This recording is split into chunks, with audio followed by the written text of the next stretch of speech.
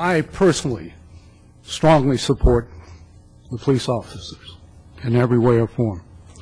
The dialogue that I hear tonight is not that things are going to get better.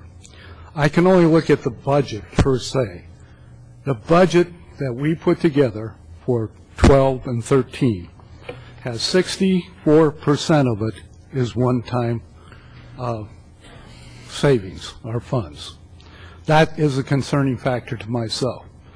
To kind of disboo-hoo that we will not have a problem in the future, there's ways around it. I don't talk about cut of wages. I talk about the concerns that we will be taking away certain elements. The animal shelter is a good example. That's a cut. That's a real cut, okay? And we're trying to work through that. Other elements, the library being closed on certain periods of time, that's real cuts. Those are occurring. It's not a matter of saying, gee, I told you so. It's a matter that we put together a blue ribbon commission that looked at fiscal sustainability. They are telling you not just the wages are going to get you in trouble at a later point in time, and I hope that we all understand Economics 1A. It's the future of what commitments we have made. So it's easy to say, wait till next year, we'll work it out. Wait. We've seen budget cycles. I've been here through budget cycles. We have had, this is the most aggressive situation. We're living on the drawdown of reserves for the next 3 years. There's no ifs and ands about that. Any glitches could escalate that, and we haven't addressed that. One, the elephant in the room, is the future obligation. So, you know, I'm sorry. I have to take exception to that. You're telling us that we have not addressed a future obligation when we have just... Okay, OPEB's, excellent example. Well, it is an excellent example. That's exactly what we did. No, we didn't. Yes, we did. We cut that liability in almost half. And you're upset because you're saying that it doesn't give us any current savings, and at the same time you're saying that we're not doing anything about future savings. You can't have it both ways. We have done significant structural changes to take care of these future liabilities. I do not believe that's the situation. I don't believe that was... Councilmember Johnson. I'm surprised that there seems to be a lack of understanding. Maybe the Human Resources Director could explain to the Council again how the OPEB issue is being addressed by this contract. OPEB stands for Other Paid Employee Benefits or Post-Employment Benefits. They are benefits such as retiree health benefits. And the city has always done a pay-as-you-go for these particular benefits, meaning we wait until the person's eligible for the benefit and the bill comes in and we pay it at that time. With the changes with the GASB rules and things, they wanted employers to start basically posting what their obligation is for those benefits into the future on their financial statements.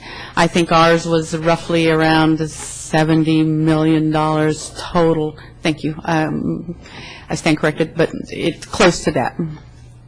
This particular plan that's been agreed to with the firefighters and then what is on your agenda right now that you're voting on is looking at least $1 million for the police and fire toward that as part of that reduction, as part of what we are doing to make that change and that inroad into reducing the OPEB liability. But we're addressing two long-term issues. Number one is the additional 2% contribution towards the PERS benefit. The pension, that's correct. Number two, we're reducing the cost of the future cost of OPEB, so that amount, that $70 million that's accumulated, it won't accumulate to the extent that it has because we're reducing it by somewhere around 1/2.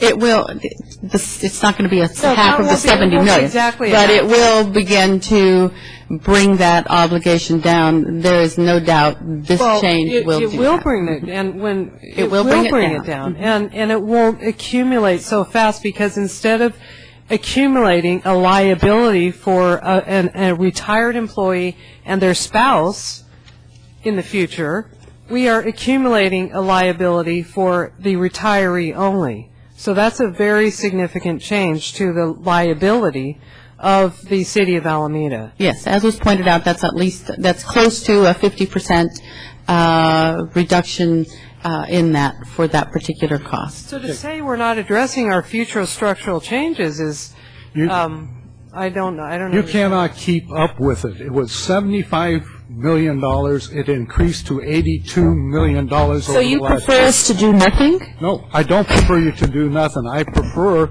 and I hope we do, is come September, we put everything on the table, start getting out there and understanding exactly what we really have to do to weather the storm. We can sit here and look at each other and say, it's going to get better. I just don't want... Who's saying that? Nobody said that. Well, wait. We have said it in the past, okay? And I will be very I've pointed. never said that. I know you have not said it. No, and we haven't either. We have acknowledged the fact that the economy isn't going to get any better for the next 4 or 5 years. We all realize that. We realize that we are heavily dependent on property tax revenues to fund the municipal or corporation here. And property tax revenues are not going to be any better. I don't think anybody up here is kidding themselves as to what the economic forecast the next couple years out is going to be, which is why we've talked about sitting down in September as opposed to January and starting work on next year's budget. It's why we've given direction to the city manager to start talking to all of our bargaining units to help us weather this storm. Because we understand that this is an ongoing issue, and we are no means finished by the fact that we have completed our safety contracts. I agree with you. The sooner we had set up that dialogue, we left after the discussions of the firefighters. We were talking about a January timeframe. I commend you that we moved it up to a September timeframe. That is a initial good step in the right direction. Likewise, you do have other situations that could occur. We have some binding arbitration that is going to go forward with the firefighters. That could cost us another $750,000. Those are the kind of things that are could come up and really cause you some real anguish. I'm still unclear why you're arguing, but we have a motion and we have a second on the table. All in favor? Aye. Opposed? I Thank you.